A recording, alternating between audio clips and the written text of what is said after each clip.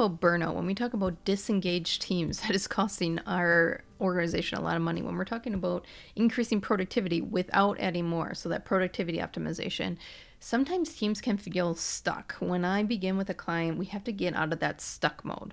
And a great tool to use for that is DISC behavioral science, because if you can understand people's work styles, you know what support they need to get them out of that blah state, that zombie mode, and get them moving forward, get them energized, because you have an understanding of what their behaviors need. So I'm going to pull up some images that were also in the stressor video, but I want you to understand the things you can apply today in your team based on the behaviors you're seeing to get your team from this exhausted state back to excellence. So let's start with D's. This is our dominance. This is our reds. We want to make sure that they're focused on decisive action.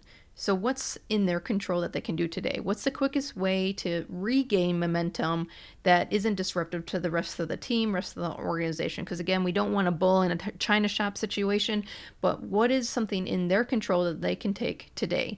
A great option for them is just learning, because that's always in their control and is an individual task that they can do. So that's D's. I's, or influence, are yellows. We want them to reconnect with people, and especially if in remote work natures, I's need that constant connection. So even little things like networking in professional groups or meeting in the office for one of the meetings of the month will help them reconnect. So who can they reach out to for a fresh perspective or a fresh idea? So when I train on DISC, I will have opposite work styles actually meet with each other virtually or in person to, again, getting an understanding of where they get stuck, where they get stressed out, where each other's styles stresses each other out. And I's love this because they will actually be open-minded to rethinking why people are the way they are. Hey, why do they take so long to do this? Well, they're C, they're reflective. Why is someone not changing? They're stuck in the mud. No, they're an S. They need a longer change curve. So that reconnection and conversation about different behaviors, I's just eat that up. So how can you bring a different perspective or idea to I's so that they get unstuck? Let's move to S's. So S's actually get stuck when there's too much change, when things are moving very fast and they can't find a sense of direction. They feel like they don't really know what they're supposed to be working on right now. So what you want to do for S's when they're stuck is actually stabilize. What small adjustments can you make for them to feel more comfortable so that they can take a step forward? And bringing that clarity of everything that's not changing will be important to S's. Now C's are our compliance or our blues. For them, you just want to organize because it can get messy when things are changing a lot, especially the world around us. Be cognizant of the external variables that might be changing either at home for them or in your business. So to get them unstuck, you want systems in place that can regain clarity. So maybe even just cleaning up your communication mediums, cleaning up project management software. How can you streamline together all your systems and conversations and meetings that will bring this clarity and next steps to them? Now, if you didn't notice, the D's and the I's are fast paced. The S and the C's are slow and methodical and reflective.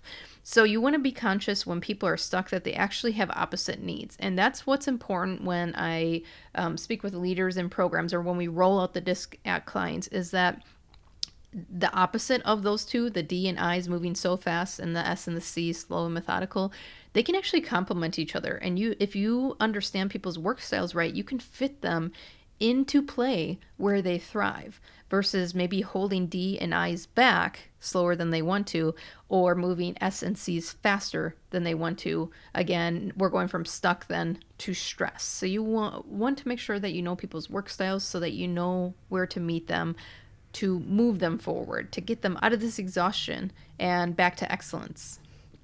Now, if you're looking for a tool to help the S and C's move forward, structure, know next checkpoints, next steps, organize this chaos a little bit, and then also give a sense of direction to D and I's on what everyone's working on so they can slow down just based on the understanding of people's behaviors, but also that each department has things they're working on. Each individual has an initiative that they're working through. So bringing that understanding to slow them down, go check out my talent planner, and you can actually have a 30-day free demo to check this out. So you can see how strategy links to talent and those work styles links to execution. And the cool thing in this, and probably the number one thing that clients have shine light that is their favorite part, is that action planning. So in the action planning, it's very filtered to permissions. So maybe individuals might see not everything that's going on in the organization, but then departments will be able to see how overloaded one department might be over another department. Higher ups, like our strategic team or our leadership team, will actually see across the organization. So they can see, oh, wow, our S&Cs are overloaded based on filtering all the actions that are assigned on their dashboards. Or our D's and I's actually don't have much to do right now.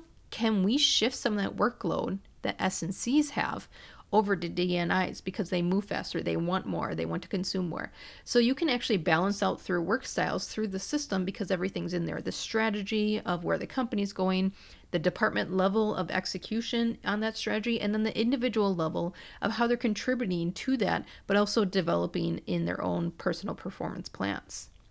As this world continues to change, we want to make sure that people don't get stuck in this zombie state. And by understanding their work styles, we can guide them and support them through this change curve with a little more ease, a lot less stress, and a clear direction from exhaustion back to excellence.